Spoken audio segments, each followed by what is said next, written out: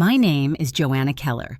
I am 64 years old, a retired school librarian, and for most of my life, I believed my greatest purpose was to keep my family together. I built dinners out of nothing, I mended torn clothes, and I stayed silent when silence felt easier than confrontation. People in town would have described me as gentle, reliable, the kind of woman who held everything in place. But they never saw what happened behind my front door or how my son learned to treat me the way his father once did. That Tuesday morning, my son Michael came to my kitchen without knocking. He carried a thick envelope and the familiar look of impatience I knew too well. He did not sit down like a guest. He took the chair at the head of the table as if it still belonged to him. His phone was in one hand, the envelope in the other. He did not ask how I was. He did not ask if I had eaten. He placed the envelope on the table with a heavy thud and said words that cut through the quiet like a knife.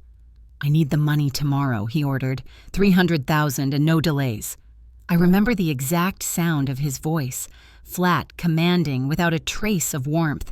He pushed the envelope toward me as though it were a grocery list, not a demand that could empty everything I had worked to save after his father passed.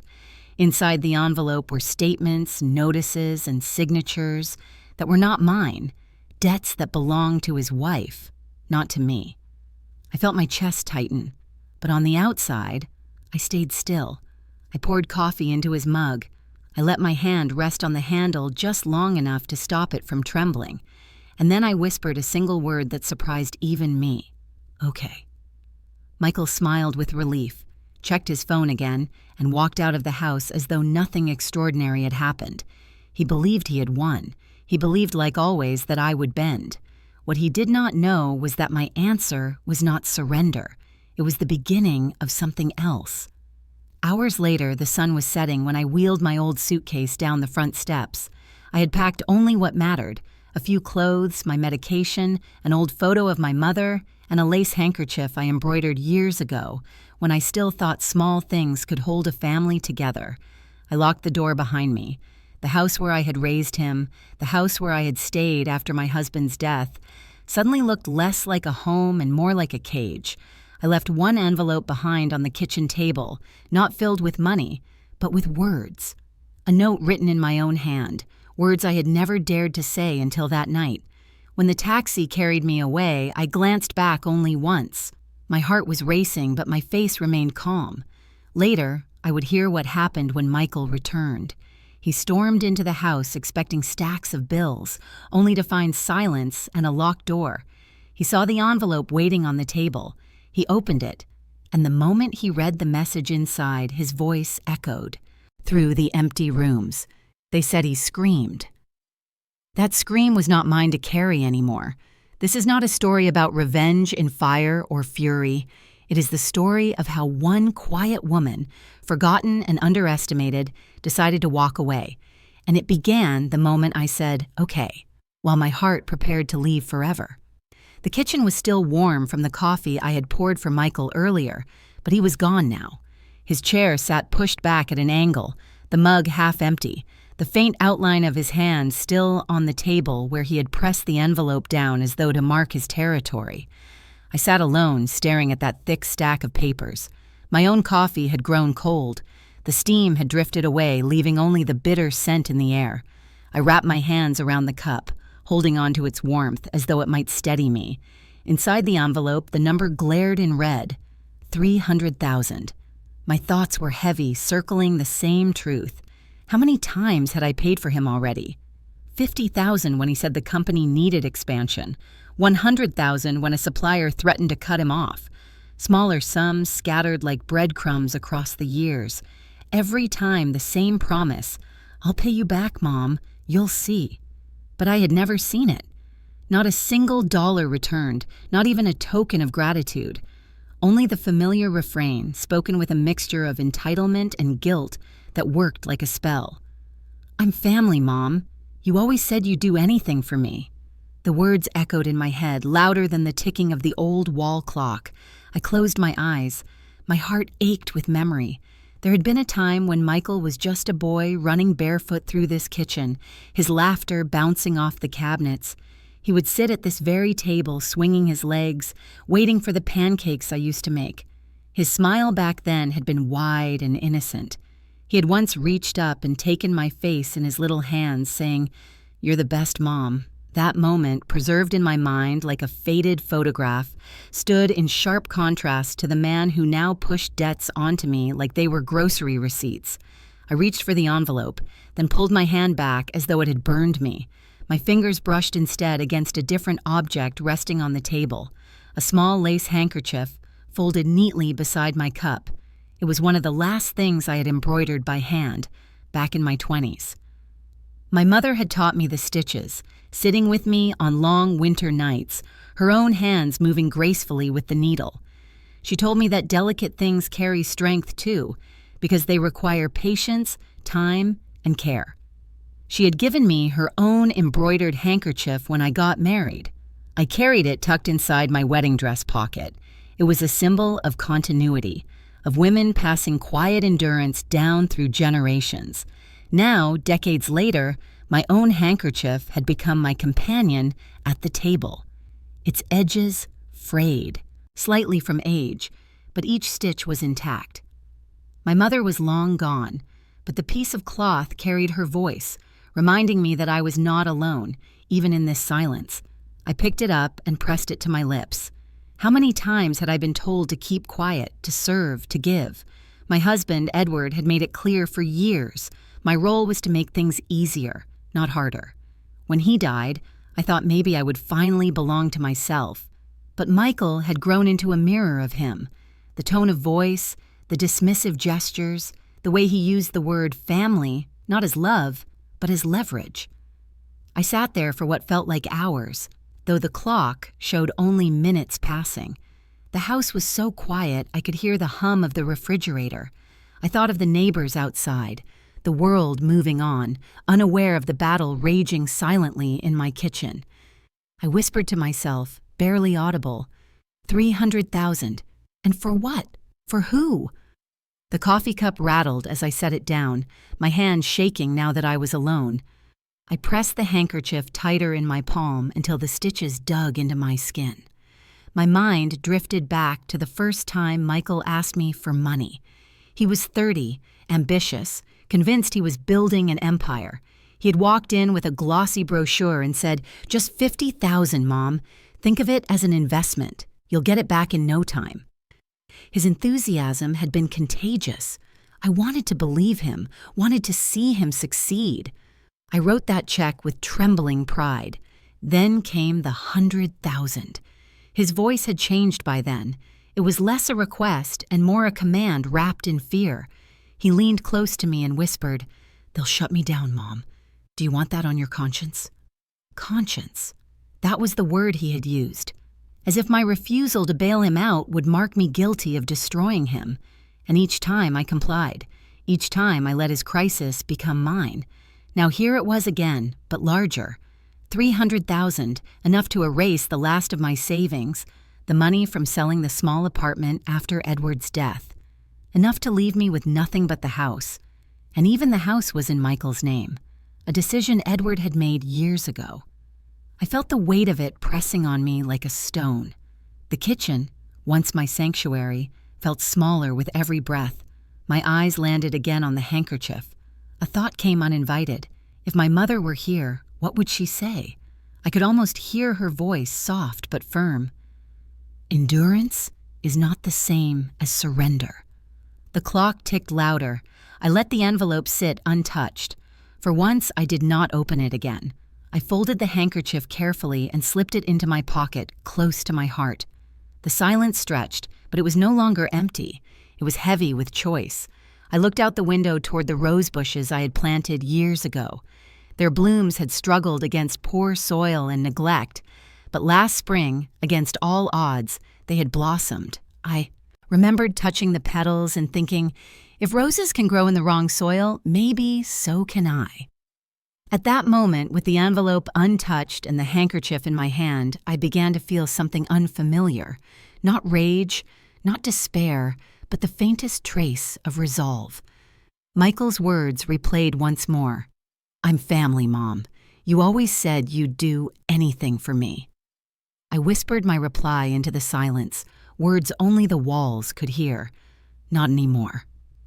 And with that, I sat straighter in my chair, the coffee cold, the house quiet, and the future, unknown but waiting. When Michael left that morning, I noticed something that made my stomach twist in a way I could not explain at first. He smiled. It was small, almost careless, as he slid his phone into his pocket and walked to the door. A smile of satisfaction, the kind a man wears when he has already counted the money in his hand, even before it arrives. I froze, watching his back disappear down the hallway, and in that instant I realized why the smile was so familiar. It was not Michael's alone. I had seen that exact expression before, decades earlier, on the lips of his father, Edward. Edward had been gone for 10 years, but the ghost of him lived in my son's mannerisms. The same smirk of control, the same narrowing of the eyes when he believed he had secured victory. It was as though I had been transported back in time, standing once again in the kitchen of our younger years, watching my husband dictate the rules of my life with that smug curve of his mouth. It startled me so much that I sank back into the chair, clutching my cold coffee with both hands. I whispered to myself, "It's happening again." The cycle was repeating. What I had endured for 30 years of marriage was unfolding again with my son. I had thought I had buried Edward's shadow when I buried him, but now here it was, resurrected in the man I had raised. The house around me was silent, but it was not the silence of peace. It was the silence of a stage after the villain had left, and the victim was left alone under the harsh light. The clock ticked relentlessly, and beyond the thin curtains, the garden seemed lifeless. I turned my gaze to the window, where the roses stood. They had once been my pride. I had planted them when Edward was still alive, believing that if something beautiful could bloom outside, perhaps something softer could bloom inside our marriage as well.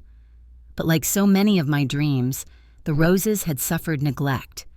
Their stems bent under the weight of time, their petals browned at the edges. They were no longer vibrant, no longer hopeful. Looking at those faded blooms, I felt a painful recognition. I was like them, rooted in the wrong soil, bending under the years, drained of color by seasons of indifference. I pressed my palm against the cool glass and whispered, "What have I become?" Inside, the envelope sat on the table like an accusation. It held no affection, no gratitude, only debt and expectation. Michael's voice replayed in my mind, so sharp it might as well have been echoing through the kitchen again. "I need the money tomorrow, 300,000, and no delays." His words had the cadence of command, not request. He had not said please. He had not asked if I could afford it. To him, my resources were already his. And then the memory of his other words cut deeper. "I'm family, Mom. You always said you'd do anything for me." It was true. I had said that countless times back when he was young and the world was cruel. When Edward raised his voice, I used to hold Michael close, whispering that I would always protect him, that I would give up anything if it meant he would be safe. I had believed those promises were born of love. But now, looking back, I saw how Edward had twisted that very love into chains. He taught Michael, not through lessons but through example, that women's devotion was a resource to be harvested, that a wife's silence or a mother's sacrifice was a given, not a gift. The realization hit me like a slap. In Michael's eyes, I was no longer a mother at all. I was a walking account, a wallet with a heartbeat, a resource he believed he could tap whenever life cornered him. My throat tightened. For years, I had justified my compliance by telling myself I was keeping peace, preserving family, and showing love. But love should not feel like depletion. Family should not mean obligation without end. I stood slowly, the floor creaking under my feet, and looked at the chair where Michael had sat. The cushion was dented from his weight, the coffee mug ringed with dark stains, evidence of presence, yet absence of care. The sunlight slanted across the table, catching the lace handkerchief I had folded earlier. Its delicate patterns shimmered faintly, a reminder of something softer, purer.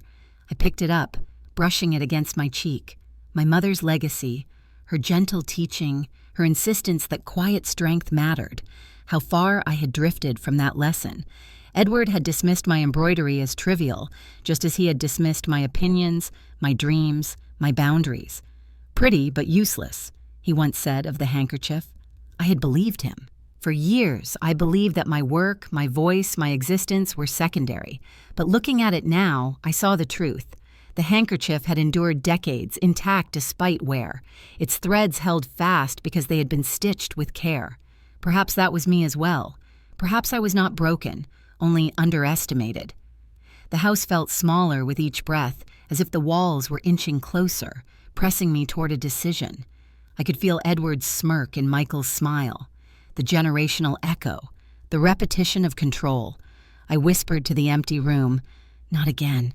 I can't live it again." The roses outside bent in the breeze, brittle and weary, yet still standing. Something inside me stirred. Maybe, like those roses, I could find a way to bloom again, even in poor soil. I walked to the kitchen sink, rinsed Michael's coffee cup, and set it back in the cupboard. A small act, but one that felt like reclaiming my own space. This was my house, my kitchen, my life. Yet the weight of his demand lingered. 300,000. He expected it as though it were already his. And if I refused, what then? Would he rage? Would he threaten me the way his father once had? I didn't know. But I did know this. Something inside me had shifted. Watching that familiar smile on my son's face had shattered the illusion I had carried for too long. Michael was not a boy in need anymore. He was a man who had learned to manipulate, just as Edward had. And I was not just his mother. I was a woman standing at the edge of her own freedom. I returned to the table, placed the envelope back where he had left it, and laid the handkerchief on top. Two symbols side by side, his expectation of money and my quiet strength. I stared at them for a long time, then whispered the words I had never dared say out loud before. I am not your account. I am not your bank. I am your mother, and I will not be used. The roses outside swayed again, catching the last of the day's light. Their faded petals looked fragile, yet they clung to the stem with surprising defiance. And in that moment, I realized I could too. That evening, after hours of pacing the house and staring at the envelope, I finally picked up the phone. My fingers hesitated above the numbers, but I knew who I needed to call. Grace Thompson. Grace and I had met in college nearly 45 years ago. Back then, she was sharp, ambitious, unwilling to bow to anyone's expectations. I, on the other hand, had dropped out to marry Edward. She went on to law school while I went on to ironing shirts and cooking dinners. And yet, despite our different paths, she had remained in my life, a steady voice I both feared and cherished. The phone rang twice before her brisk, familiar voice answered. "Joanna, is everything all right?" I swallowed hard. I need your advice." There was silence for a beat, then the sound of her moving papers aside. "Tell me." I explained everything. Michael's sudden arrival, the envelope, the 300,000. As I spoke, I could hear my own voice trembling, breaking like a thin line of glass. Grace didn't interrupt. She let me finish every detail, right down to the roses outside my window. When I finally stopped, the silence on her end was heavy. Then came her words, sharp but soaked with care. "Joanna, you are his mother, not his bank." The truth in her statement pierced me. I pressed the handkerchief to my lips again, as if it could soften the blow. "But Grace," I whispered, "if I don't help him, he says he's in danger. Fernanda, too.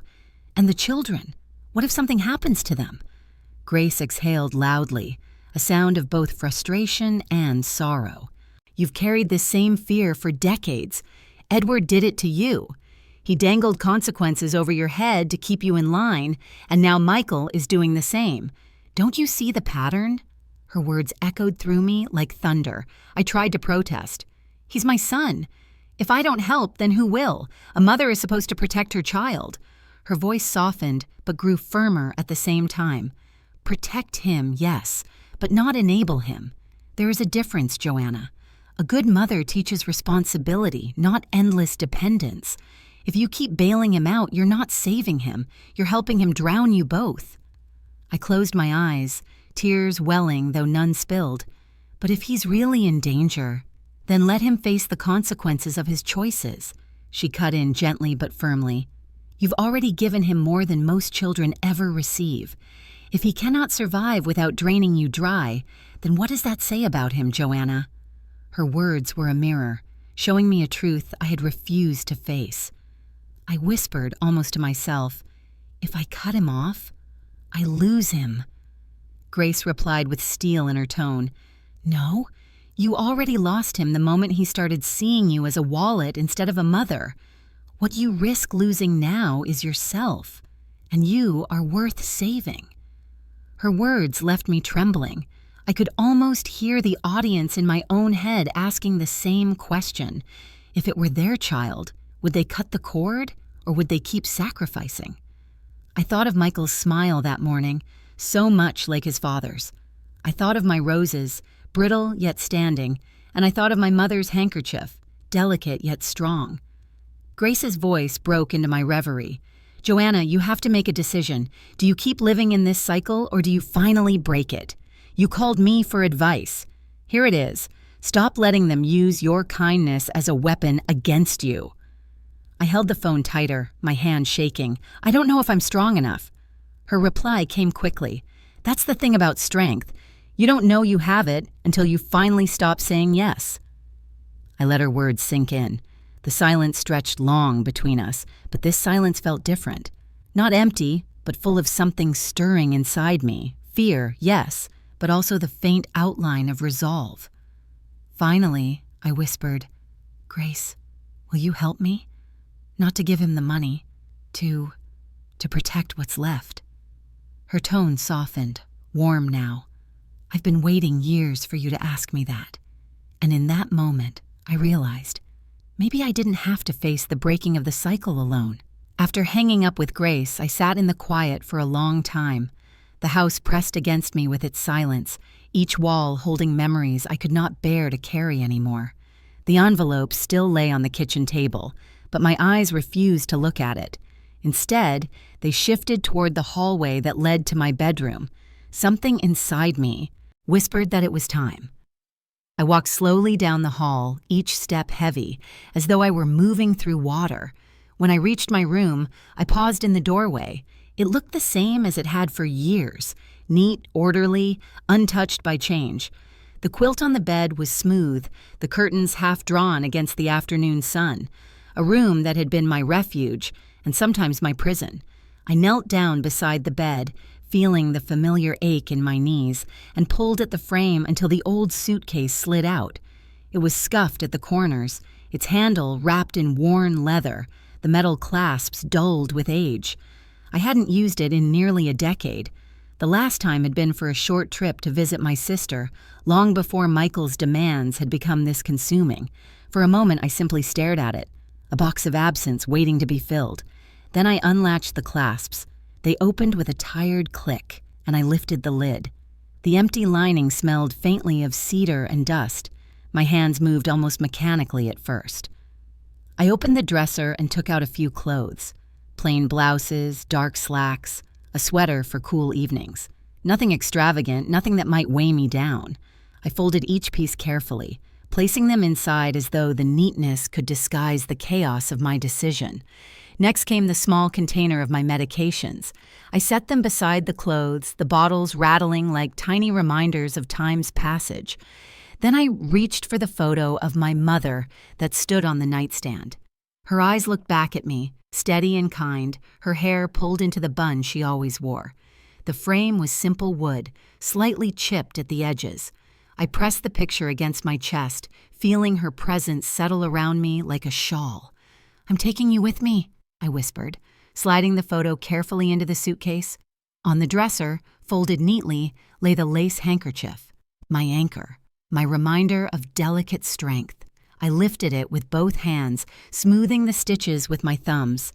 For a long moment, I held it against my face, breathing in the faint scent of lavender that still clung to the fabric from the sachets I kept in my drawers.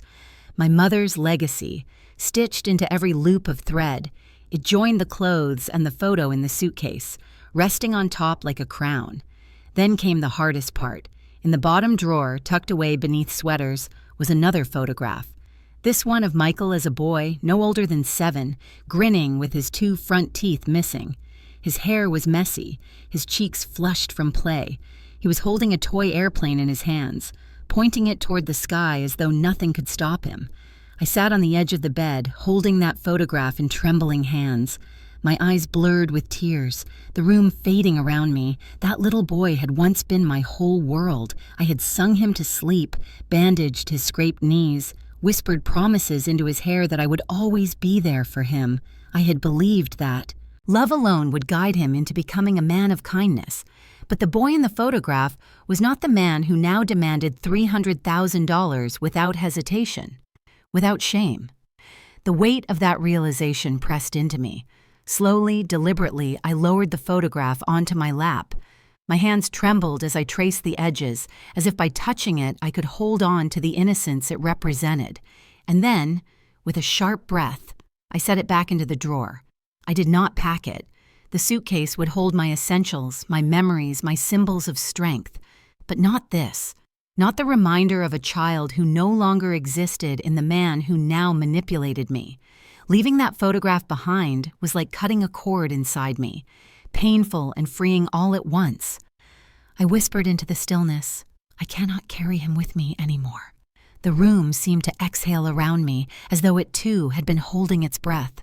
I closed the drawer with care, listening to the muted thud as it shut. The sound echoed like an ending.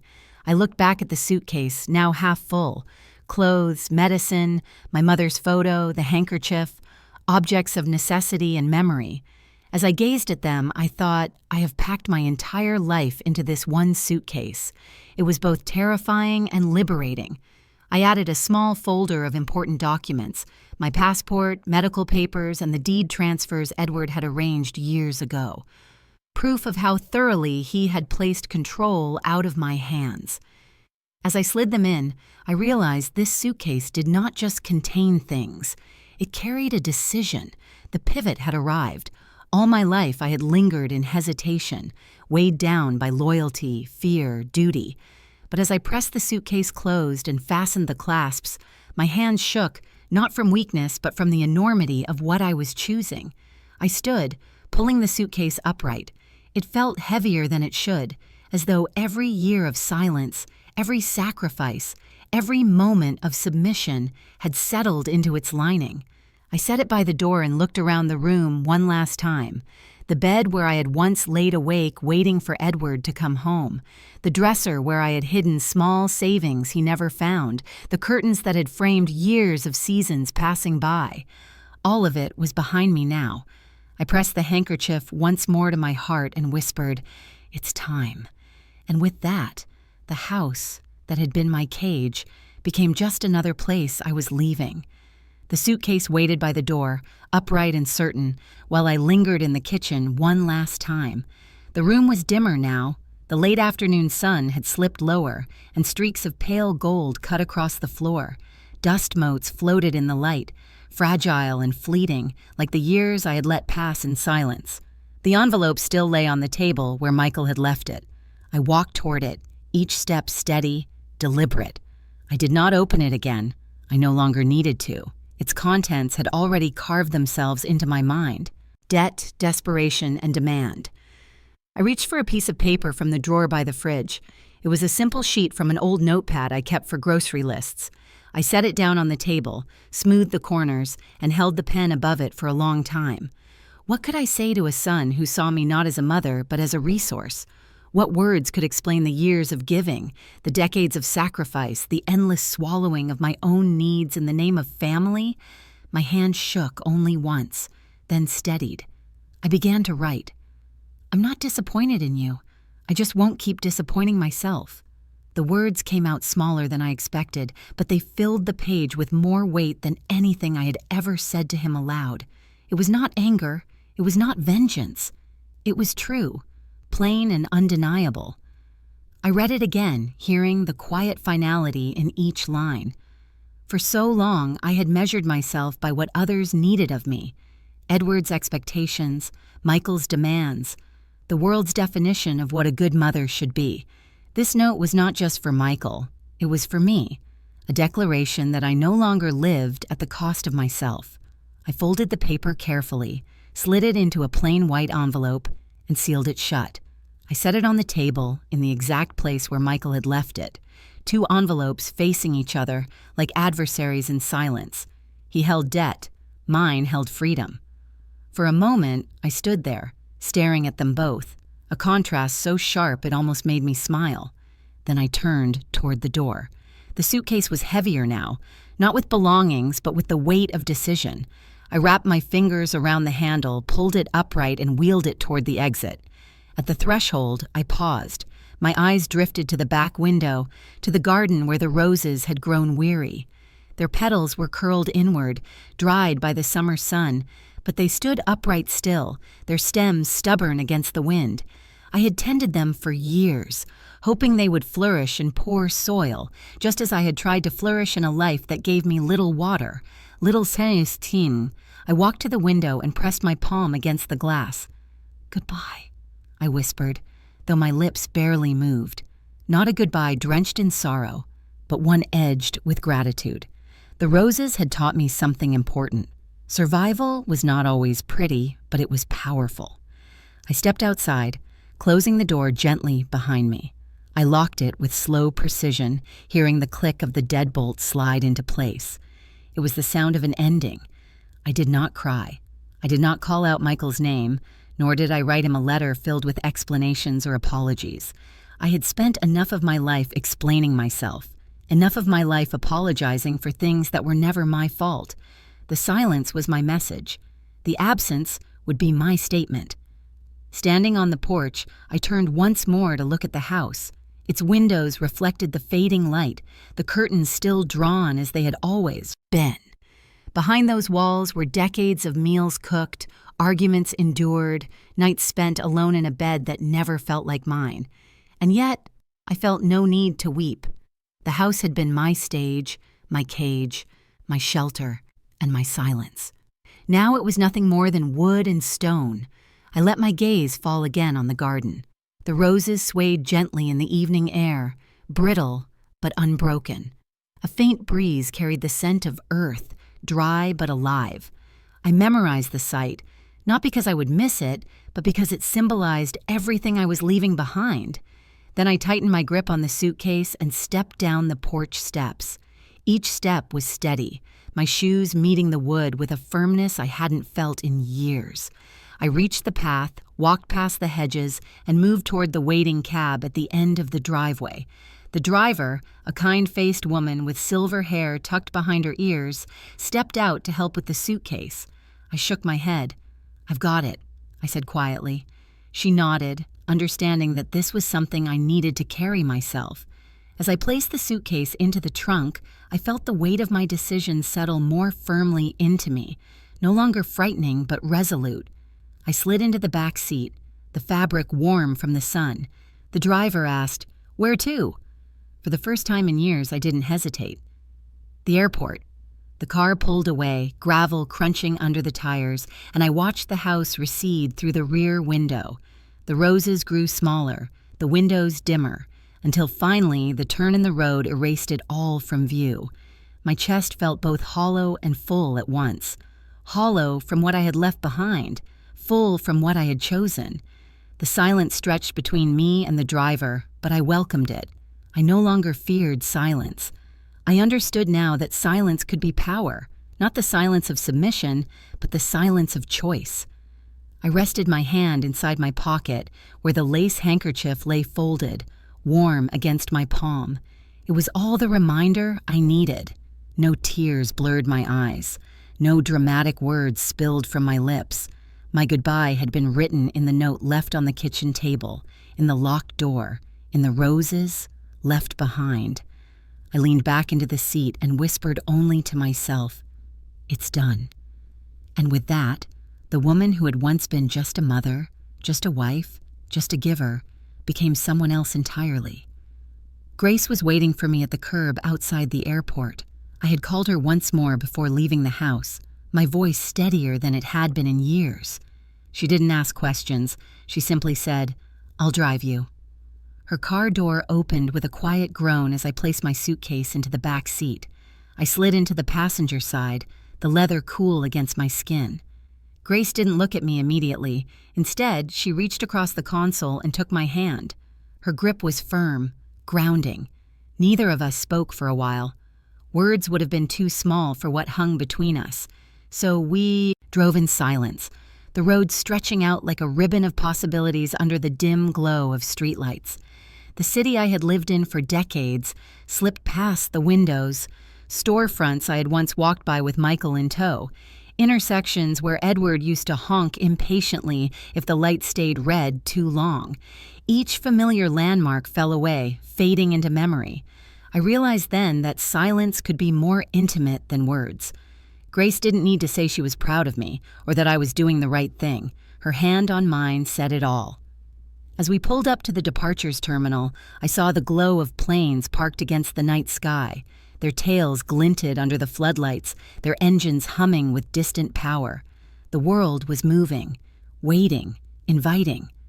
Grace helped me lift the suitcase out of the car. She held it steady as I gripped the handle, then pulled me into a brief hug. For a moment, I let myself lean into her, feeling the steadiness of her body against mine. "Remember what I told you," she murmured against my hair. "You're not a bank. You're a woman with a life still ahead of her. Don't let anyone make you forget that again." I nodded, my throat too tight to respond. I wanted to say thank you. I wanted to tell her she had been my lifeline, the mirror that showed me who I had been and who I could become. But all I managed was a whisper. "I'll remember." Then she released me, her eyes shining but her smile firm. "Go. Begin." With that, I wheeled the suitcase into the terminal. The airport was alive with quiet energy. Families clustered around baggage scales, couples hurried to gates, solo travelers sat hunched over phones. The overhead announcements called out boarding instructions in calm, neutral tones. I was just one among many, anonymous in my departure. That anonymity comforted me. When the agent handed back my ticket, my fingers brushed hers briefly. She didn't look twice at me and didn't know the significance of this flight. For her, it was routine. For me, it was a rebirth.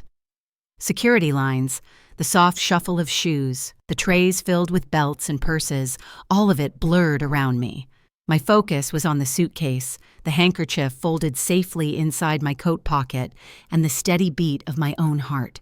At the gate, I sat quietly by the window. Beyond the glass, a plane stood ready, its lights blinking in the dark. The runway stretched wide, a promise of distance, of separation, of possibility.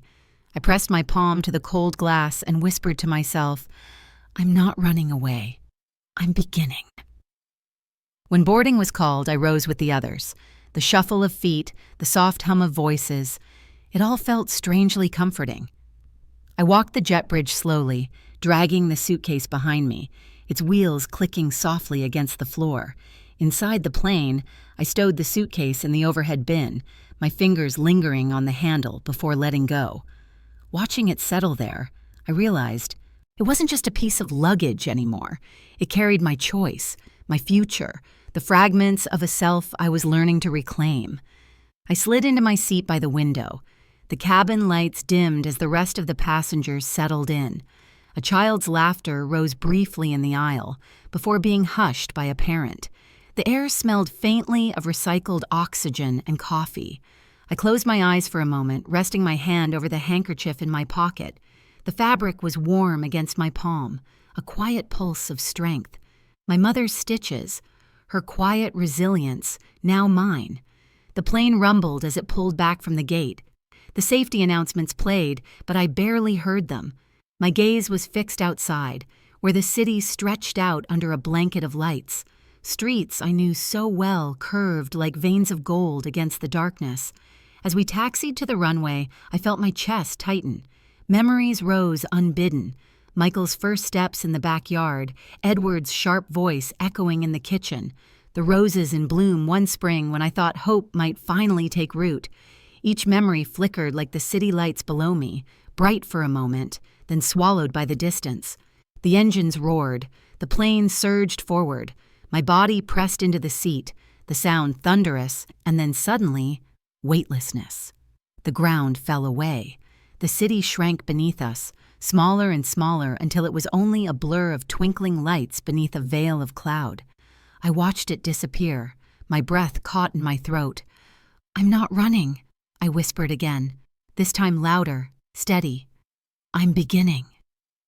B-roll images formed in my mind as though I were already watching this moment unfold on a screen. The city lights vanishing beneath layers of cloud, the suitcase resting quietly above me in the bin, the faint glow of the aisle lights, my hand clutching the lace handkerchief. A story told without faces, yet heavy with truth. Tears pricked my eyes, but none fell. Not from grief, not from regret. They hovered there, unspent, waiting for a different kind of release. The plane climbed higher, slicing through the clouds until only darkness surrounded us. The cabin was hushed, passengers leaning back, some already asleep. I leaned my head against the window and closed my eyes. Above the clouds, the night stretched infinite and quiet. I imagined the stars watching, bearing witness to this fragile act of courage. For the first time in years, I did not feel like a prisoner of my own life. I felt like a traveler, suspended between what had been and what could be. I let my hand rest once more on the handkerchief and whispered, "Thank you, Mom." The engines hummed steadily, carrying me away from the life that had drained me, and toward one I had yet to discover.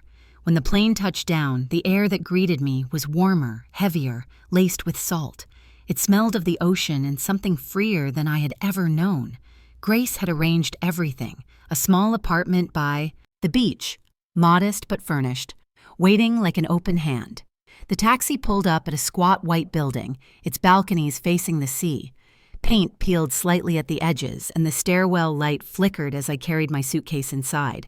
But I didn't mind. Perfection was never what I needed. What mattered was that it was mine, untouched by Michael, untouched by Edward. The apartment itself was small, just a single bedroom, a narrow kitchen, and a living room with a sliding glass door that opened to the balcony. Beyond the railing, I could hear the sea, low waves rolling in steady rhythm, like a heartbeat bigger than mine. I set the suitcase down in the middle of the living room and stood still for a long time. The hum of the refrigerator filled the silence. Outside, gulls cried as if calling me to attention. For the first time in decades, there were no footsteps stomping down the hall, no voice raising in demand. Only me. I lowered myself into a chair by the window. My bones ached from the long day, but the ache felt earned. I let my hands rest on my lap, still trembling faintly from the weight of everything I had done. Then my phone rang. The sound startled me, sharp against the hush of the sea. I picked it up. The screen glowed with numbers. 15 missed calls, all from Michael. I stared at his name for a long while, the letters blurring as my eyes watered. 15 calls. 15 times he had reached for me, not with love, not with care, but with expectation. I imagined his voice on the other end, cold and clipped. "Where are you, Mom? Don't play games. I need the money." My chest tightened. Slowly, I turned the phone face down on the table. The ringing stopped. The silence returned. I whispered into it, testing the words for strength. "Silence is not weakness. Walking away is strength." The phrase echoed inside me like a prayer, a line of truth I needed to hear again and again. I pulled the sliding door open and the sound of the ocean rushed in, filling the small apartment with its vastness. I stepped out onto the balcony, letting the night air wrap around me. Below, the sand stretched pale under the moonlight, the waves breaking and folding back with tireless persistence. I leaned on the railing, the salt wind stinging my face, and thought of the roses I had left behind. Wilted but upright. Now, here, the sea was my garden, restless, untamed, always moving forward. My phone buzzed again inside the apartment. I didn't move to answer. Instead, I pressed the handkerchief to my lips, the lace catching the light of the moon, and whispered again, firmer this time, "Walking away is strength." I thought about the years when I had mistaken silence for defeat, how many times I had bitten back words to keep peace, to protect Michael from consequences, to protect Edward's pride. Back then, my silence had been submission, but now, standing above the restless ocean, I understood that silence could also be power, a refusal to participate, a declaration that I no longer owed anyone my voice. The waves crashed harder as if agreeing. I stayed out there for a long while watching the tide. The missed calls stopped eventually. The phone fell quiet just as the house I had left behind had fallen quiet when I closed its door. I realized that this was not running away. This was the beginning. Inside, the apartment still smelled faintly of fresh paint and disinfectant, the kind of scent that clings to places waiting for new stories. I unpacked slowly, placing the framed photo of my mother on the small table near the window. Her eyes looked out over the sea now, steady as ever. I laid the handkerchief across the back of a chair, letting the moonlight catch its threads. I stacked my medications neatly in the bathroom cabinet, lined up my blouses in the closet. Small acts, but each one claimed the space as mine. Later, I made a cup of tea in the narrow kitchen. I carried it to the balcony and sipped it slowly, the steam curling into the night. The waves were relentless, pulling back, rushing forward again, endless in their determination. I felt something inside me shift. For years, I had believed my story was written already, that I was destined to be a wife, mother, caretaker, servant, that the rest of my days would be spent fulfilling others' needs until I had nothing left of my own. But now, holding that cup of tea by the ocean, I realized that stories could be rewritten. 15 missed calls lay on my phone. They no longer frightened me. They no longer defined me. Silence was not weakness. Walking away was strength. I whispered it once more, then let the waves carry it out into the night. The next morning, sunlight spilled through the thin curtains of the new apartment, warm and sharp. I sat at the small kitchen table, the same table where I had unpacked my modest groceries the night before. A mug of coffee cooled in front of me, untouched. Grace called to check in. Her voice came through the line, steady as always, but tinged with a softness I rarely heard from her. "Are you settling in?" she asked. "As much as anyone can in 24 hours, I answered, glancing at the boxes still stacked by the wall. There was a pause. Then her tone grew firmer. "You did the right thing, Joanna. I hope you know that." I let the silence hang between us for a moment. Then I said something I had never admitted to anyone, not even to Edward in all our years of marriage. "Grace," I whispered, "I need to tell you something."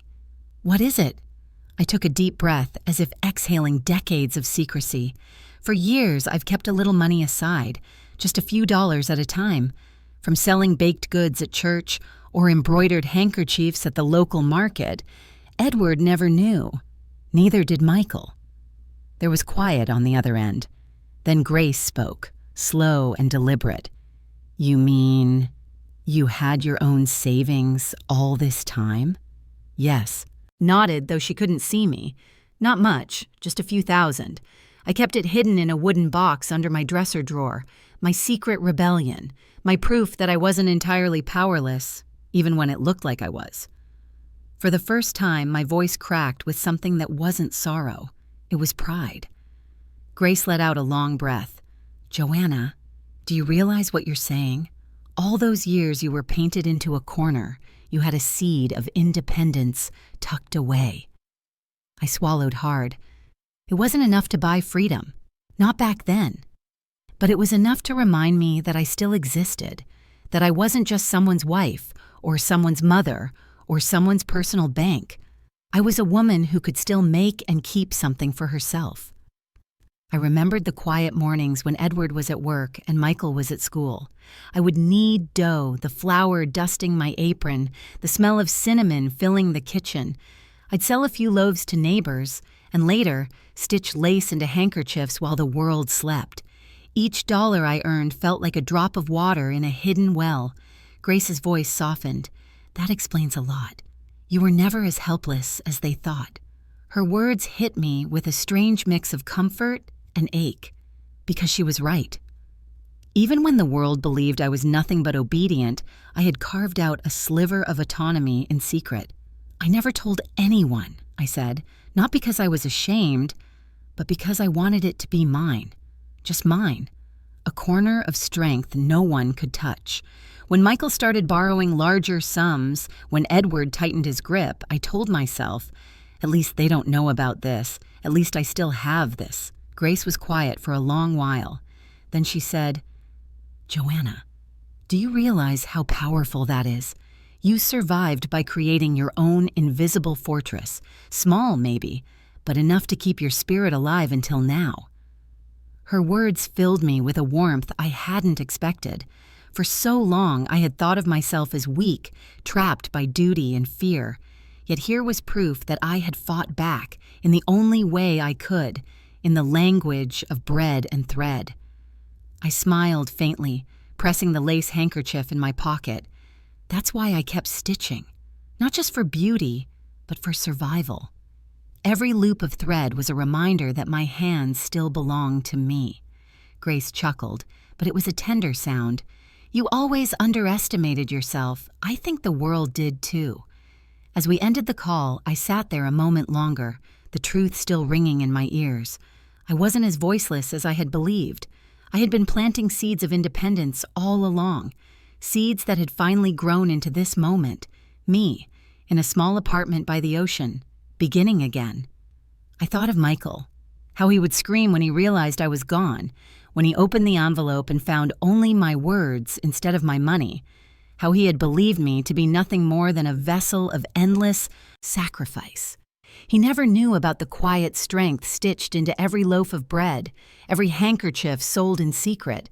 He never saw the small rebellion I carried inside me.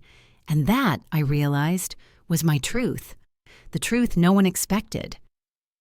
Grace arrived 2 days later, carrying a briefcase worn at the corners but filled with authority. She looked at me across the small table in my seaside apartment, her gaze steady. "Joanna," she said, setting her papers down, "if you want to stay free of Michael's reach, we need to put safeguards in place." I nodded, the truth of it already burning inside me. Michael had called, texted, left messages that swung wildly between threats and pleas. I hadn't answered a single one. The silence had spoken for me, but silence alone wouldn't protect me from the legal traps he might try to set. Grace pulled out a stack of forms. "We'll open a new bank account under your name only, somewhere Michael has never touched. We'll transfer every cent you still have into it. Then we'll freeze the old accounts, issue a fraud alert on your credit, and notify the agencies." I swallowed hard. "You think he would go that far? To use my name for his debts?" She didn't flinch. "I think he already has." The weight of her certainty pressed against me. Deep down, I knew she was right. There had been too many documents Edward once shoved in front of me to sign, too many papers Michael had asked me to endorse without explanation. My hand had moved the pen without questions, my silence filling the space where doubt should have been. Now, I wasn't silent. I pressed my palm against the table and said, "Do it."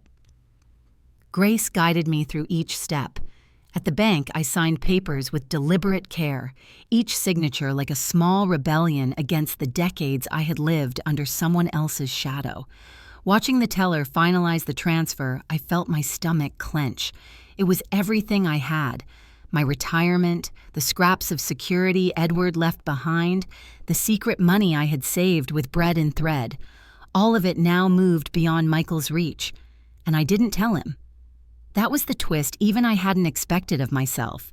For years, I believed motherhood meant transparency, endless giving, a refusal to keep anything hidden. But now, secrecy was survival. I was protecting not just my future, but the truth I had finally reclaimed. On the way back, Grace explained the fraud alert she'd filed. "Any attempt to open credit in your name will be flagged immediately. If he tries to use your identity again, it won't go unnoticed." I listened, each word stitching another layer of armor around me. For the first time, the law felt like an ally, not a weapon in the hands of others. That night, I sat on the balcony with the ocean rolling in the distance. My phone buzzed on the table beside me. Michael again. I didn't pick up. Instead, I let the waves drown out the vibration, steady and relentless. Thought pressed against me, uncomfortable and sharp. Was I cruel? Was I heartless for taking what was mine and leaving him with nothing? I could almost hear the voices of neighbors, of church women, of strangers who believed motherhood meant sacrifice without end. They would ask, "How could you abandon your son when he needed you?" But then I remembered his words, sharp as knives. I need the money tomorrow. 300,000. And no delays, no warmth, no gratitude, just command. Family, in his mouth, had become a weapon. In mine, it was still sacred. That was the difference. I wrapped the handkerchief tighter in my hand and whispered into the salt air. I didn't abandon him. He abandoned me the moment he stopped seeing me as a mother and saw me only as a wallet. Still, the question lingered, gnawing at the edges of my mind. Was this too much? Was I being too harsh, too final, too unforgiving? I let the unease sit with me because I knew it was the question the world would ask, and perhaps the question I would wrestle with for the rest of my life. But for now, the ocean roared back its answer. Not cruel, not heartless, necessary. And with that, I breathed a little easier.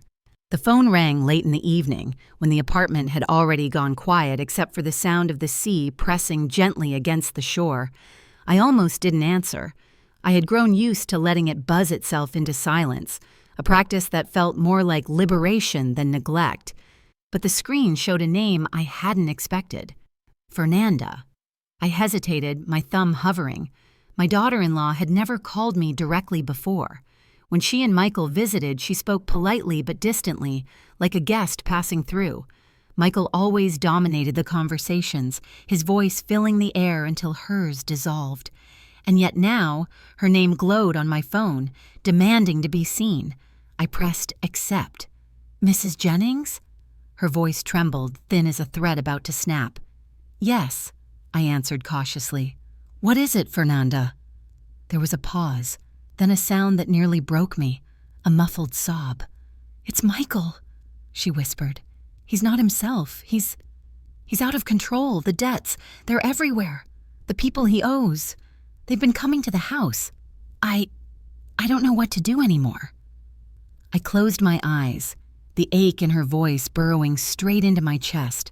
For years, I had watched her stand silently beside my son, her smile tight, her eyes dulled. I had suspected, but I had never asked. That was one of my failures. Silence, where truth should have lived. "I believe you," I said softly. "Tell me what's happening." She inhaled shakily. "He sold the car. He's emptied the children's college fund. He even tried to take out another loan in my name.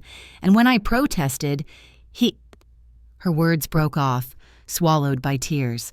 The room spun slowly around me. My hand gripped the edge of the table until my knuckles ached. This was the cycle repeating itself. The poison Edward had dripped into Michael's veins now spilling over into Fernanda's life. "And the children?" I asked. "How are Ethan and Lily?" Her voice cracked. "They're frightened. They hear him yelling on the phone, slamming doors. My little girl asked me if Daddy was sick. What should I tell them?" I let her words settle, the truth of them weaving through the silence. And then, without hesitation, I said the words that had been waiting inside me. "Fernanda, I can't give you money, but I can help you take the children and leave him." She gasped softly, as if the thought had never been spoken aloud in her world. "You would help me leave?" "Yes," I said firmly. "Money won't save him. It will only feed the fire.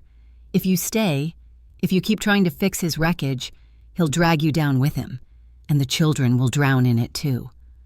I could almost hear her shaking her head on the other end. "But he's their father. What will people say if I walk away, if I take them?" Her words hit a place in me I knew too well, the weight of shame, the fear of judgment. For decades, I had lived under that same burden, convincing myself that endurance was nobler than escape. So I spoke the truth, sharp and unflinching. Fernanda, helping him is killing yourself. I know because I did it. For Edward, for Michael. I spent my life pouring every ounce of myself into men who only took more. And look where it led me. Alone, hollow, nearly destroyed. There was silence. Then a whisper. I don't know if I'm strong enough. You are, I said quickly, my voice catching. You don't feel it now, but you are. The strength comes when you take the first step.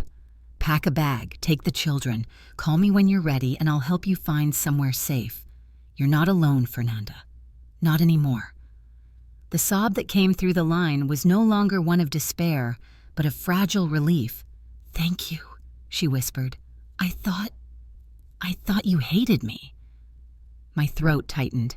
No, I never hated you. I hated watching you go through the same prison I lived in, and I hated myself for being too afraid to speak up. But I won't stay silent now. For the first time in years, I felt like a mother again, not to Michael, but to the young woman on the line who had been left to fend for herself. Do you understand what I'm saying? I asked. Yes, she breathed. Don't try to save him. Save myself. Save the children. That's right. Another silence stretched, but it was softer now, filled with something almost like trust.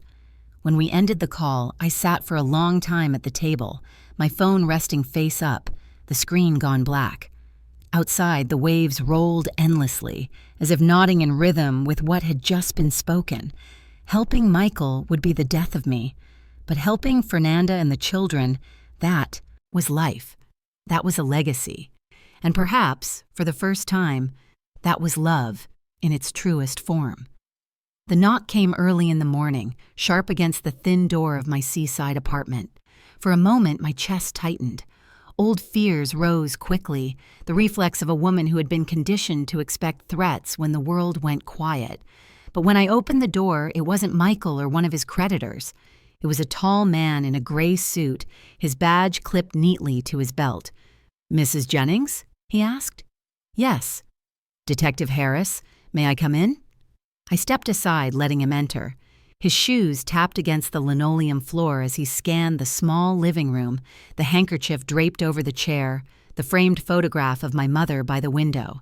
I could tell he was cataloging everything, not out of suspicion, but out of habit.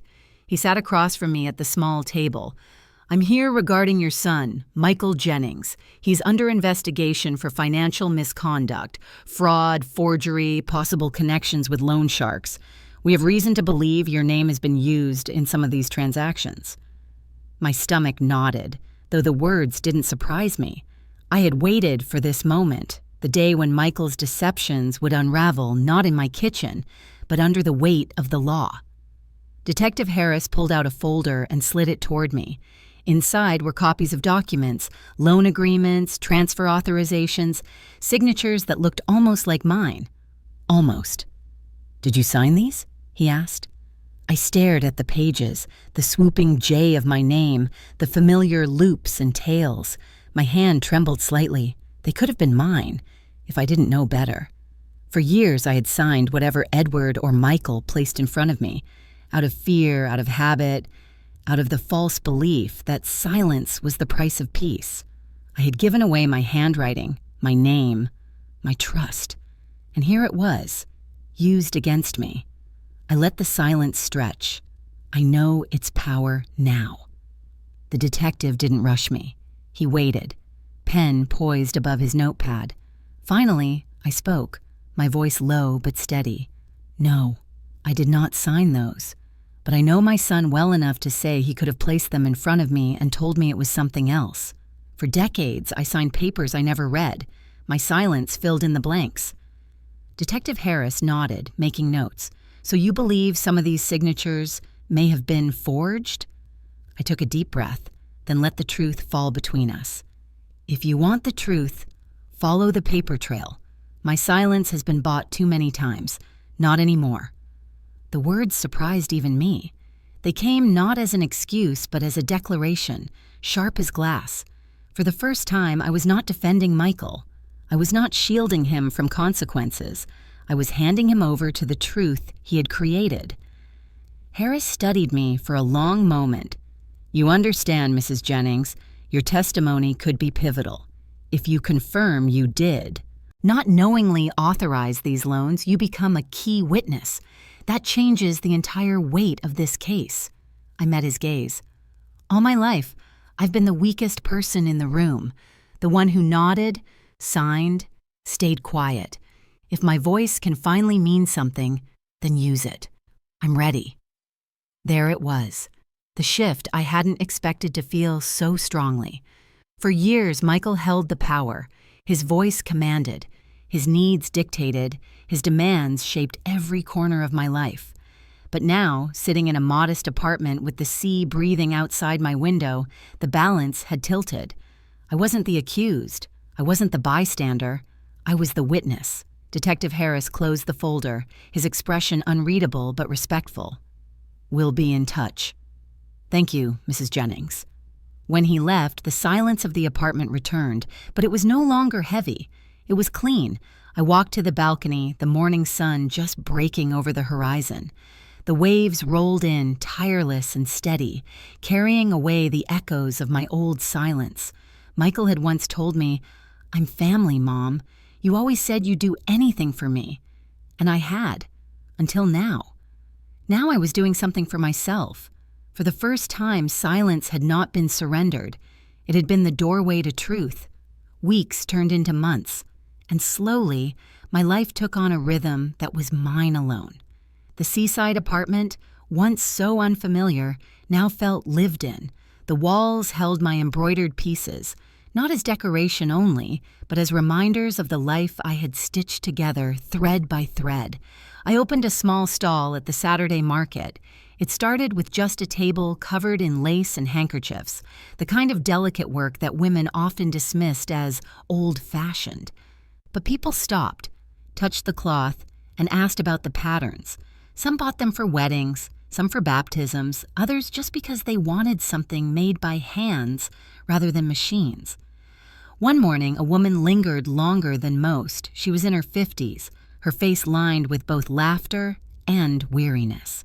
She ran her fingers over a white cloth stitched with roses. "You made this?" she asked. "Yes," I said. She smiled faintly. "It reminds me of my grandmother. She taught me embroidery, but I let it slip away. Life got busy." She hesitated, then whispered, "Do you ever teach?" The question startled me. Teach? I had never thought of it. But as I looked at her, I saw the possibility. Not just of passing along a skill, but of passing along something deeper. The quiet strength that had kept me alive through years of silence. So I nodded. "Yes, I teach." That was how it began. Soon I had 3 women gathering in my apartment every Wednesday afternoon. We sat by the window where the sea light poured in, needles moving in and out of cloth, conversations weaving themselves between stitches. But we didn't just talk about thread and patterns. We spoke about survival, about marriages that had left bruises not on skin but on the soul, about children who had taken without giving back, about the quiet fears women carried in their pockets like loose change. I realized I wasn't just teaching embroidery. I was teaching how to reclaim what had been taken. And alongside the stitches came something else. Lessons in money. Simple things, the kind Edward had convinced me I was too foolish to understand. How to open a savings account. How to set boundaries with family members who asked for loans. How to read the fine print on papers before signing. Each week, as we stitched, I spoke. This is how you protect your name. This is how you protect what is yours. One of the women, Clara, pressed my hand one afternoon. "You're not just teaching us to sew, Joanna. You're teaching us to be free." Her words stayed with me. Maybe freedom could start with a needle and a thread. Maybe it could start with women reminding each other that silence was not weakness, that obedience was not love, that sacrifice without respect was not noble but cruel. Meanwhile, Fernanda and the children were safe. They had moved to a small town far from Michael's chaos where her parents lived.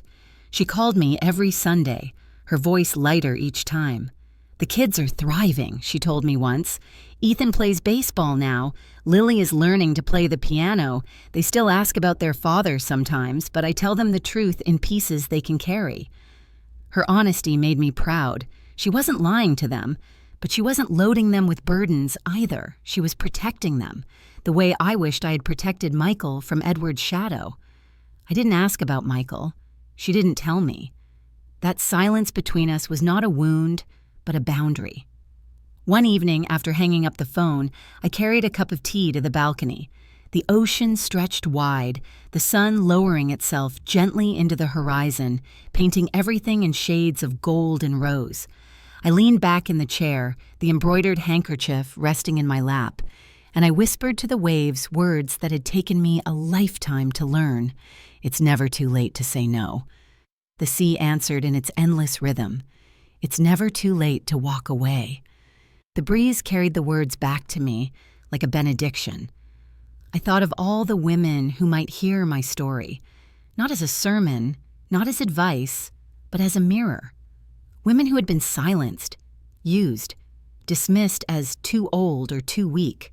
Women who had forgotten their own names under the weight of someone else's needs. If even one of them could sit up and whisper to herself, "It's not too late," then my life, my pain, my choices would have been worth something more than survival.